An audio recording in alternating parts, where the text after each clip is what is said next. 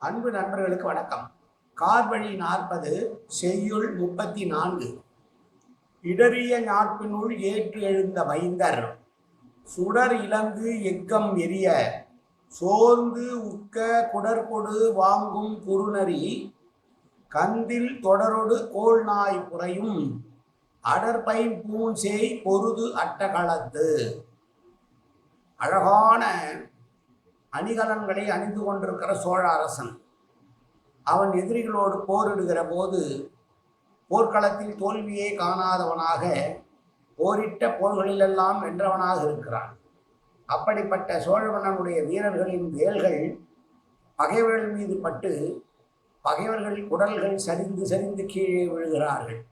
சரிந்த குடல்களை கவ்விக்கொண்டு உள்ள நரிகள் இழுத்து செல்ல முயற்சிக்கிறது.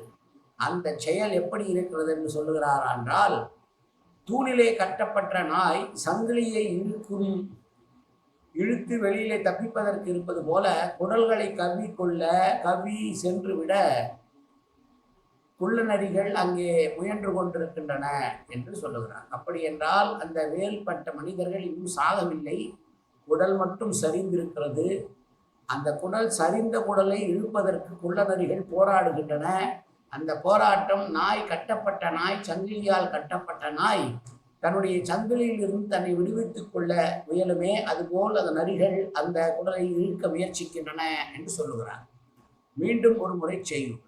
இடறிய நாட்டினுள் ஏற்று எழுந்த மைந்தர் சுடர் இலங்கு எக்கம் எரிய சோர்ந்து உக்க குடர்கொடு வாங்கும் குறுநரி கந்தில் தொடரொடு கோள் நாய் புரையும் அடர் பைம்பூன் சேய் பொருது அட்டகளத்து. இங்கே நாட்பினுள் என்பது உலகத்தை குறிக்கிறது. நன்றி, வணக்கம்.